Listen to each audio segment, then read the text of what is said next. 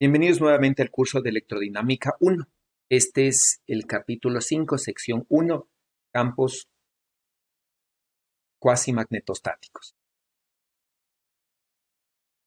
Si nosotros vemos las ecuaciones de Maxwell, básicamente vemos que las cuatro ecuaciones que tenemos aquí están acopladas a través de estos dos términos, que son básicamente la derivada con respecto al tiempo del campo magnético y la respectiva derivada del campo eléctrico.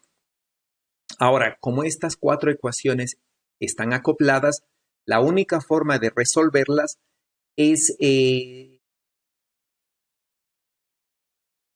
resolviéndolas a la vez. Se define un campo cuasiestático si la variación con respecto al tiempo, ya sea del campo magnético o del campo eléctrico, puede ser despreciable. Y en ese caso, ¿no es cierto? Si, por ejemplo, la variación del campo magnético es despreciable, llego a que las ecuaciones que gobiernan el campo eléctrico son las ecuaciones de la electrostática.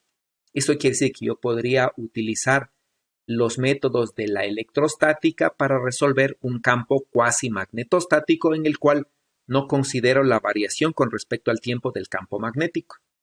Algo semejante va a suceder con respecto del campo magnético si yo no considero la corriente de desplazamiento. Si hacemos un análisis rápido de las condiciones que yo necesito para tener aproximación cuasi electrostática, voy a ver, ¿no? Si, por ejemplo, la variación de la densidad de carga con respecto al tiempo es pequeña, quiere decir que la corriente es pequeña. Ahora, si la corriente es pequeña, el campo magnético generado por el movimiento de cargas también es pequeño. Eso quiere decir que su derivada con respecto al tiempo, con respecto a el campo eléctrico generado por la densidad de carga, es despreciable.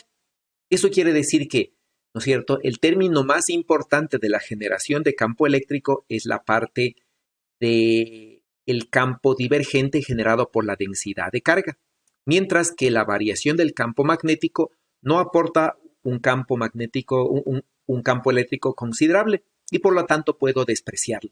En este caso, si la ecuación para el campo eléctrico es esta, ¿no es cierto?, puedo decir que estoy en una aproximación cuasi electrostática. En videos posteriores vamos a entrar en más detalle en este análisis. Si por otro lado, ¿no?, tenemos, por ejemplo, que las corrientes son estacionarias, es decir, la divergencia de la corriente del movimiento de cargas es cero, y además, ¿no?, nosotros tenemos que la variación de la densidad de carga en el tiempo es pequeña, quisiera decir, ¿no es cierto?, que el campo magnético generado por la corriente al variar va a generar una cantidad que va a ser pequeña. Ahora, si el campo eléctrico es pequeño, ¿sí?, su variación es aún más pequeña. Eso quiere decir, ¿no es cierto?, que en este caso la variación del campo eléctrico puede ser considerada despreciable y por lo tanto yo podría no considerar la corriente de desplazamiento y trabajar simplemente con la ecuación del campo magnético correspondiente a la magnetostática.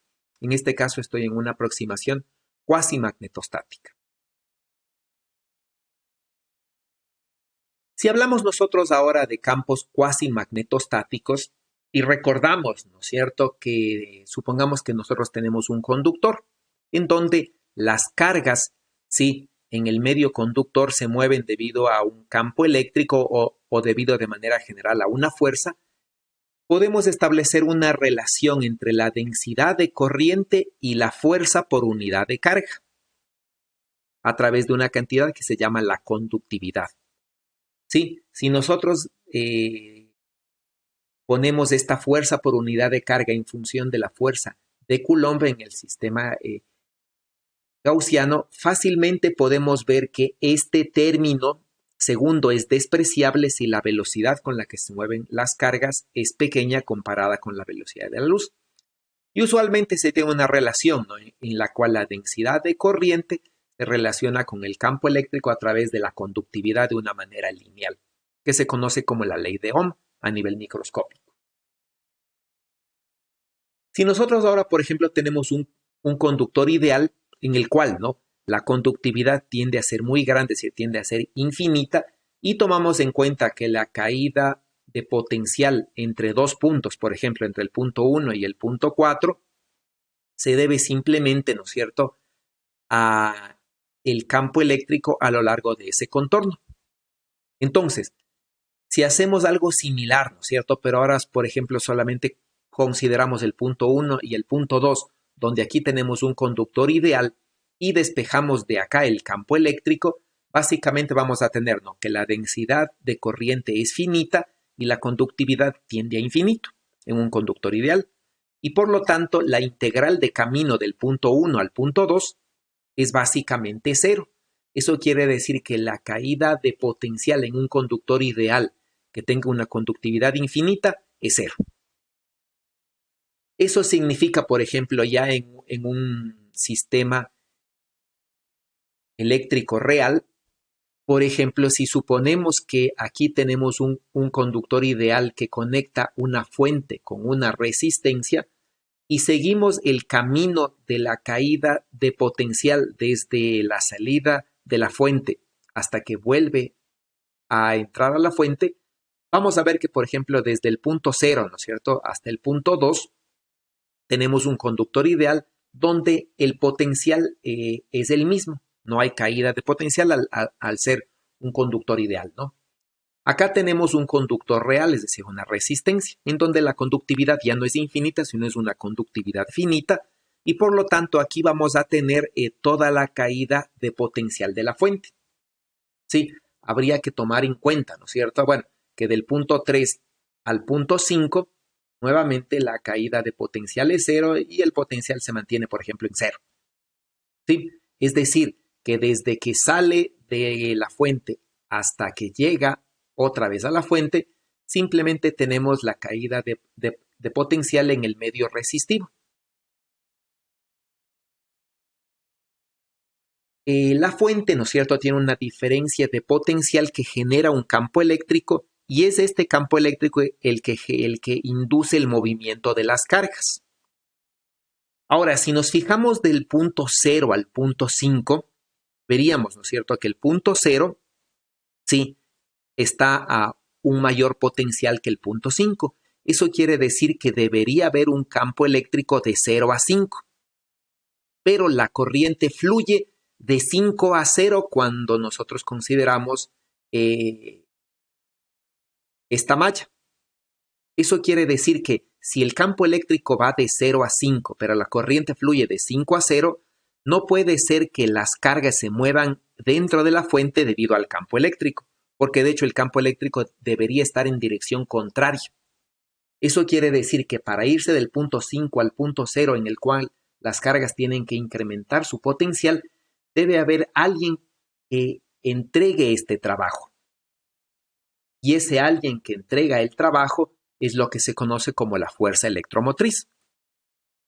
Eso quiere decir que la fuente de un método no eléctrico entrega una fuerza, ¿sí?, una cierta cantidad de trabajo que hace que las cargas suban nuevamente su potencial y puedan seguir circulando.